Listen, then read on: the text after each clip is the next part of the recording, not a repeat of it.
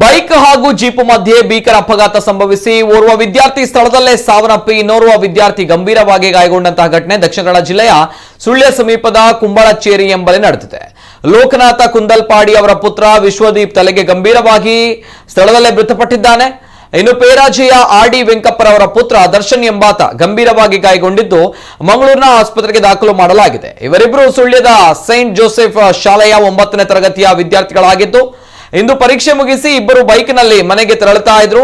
ಈ ವೇಳೆ ಕುಂಬಳಚೇರಿ ಬಳಿಯ ಗಡಿಗುಡ್ಡೆ ಎಂಬಲ್ಲಿ ಎದುರಿನಿಂದ ಬರ್ತಾ ಇದ್ದ ಜೀಪ್ಗೆ ಡಿಕ್ಕಿ ಹೊಡೆಯುವುದನ್ನು ತಪ್ಪಿಸಲು ಬ್ರೇಕ್ ಹಾಕಿದಾಗ ನಿಯಂತ್ರಣ ತಪ್ಪಿದ ಬೈಕ್ ಮಗುಚಿ ಬಿದ್ದು ಜೀಪಿಗೆ ಗುದ್ದಿತ್ತು ಎನ್ನಲಾಗಿದೆ. ಸುಳ್ಯ ಠಾಣೆಯಲ್ಲಿ ಈ ಬಗ್ಗೆ ಪ್ರಕರಣ ದಾಖಲಾಗಿದೆ.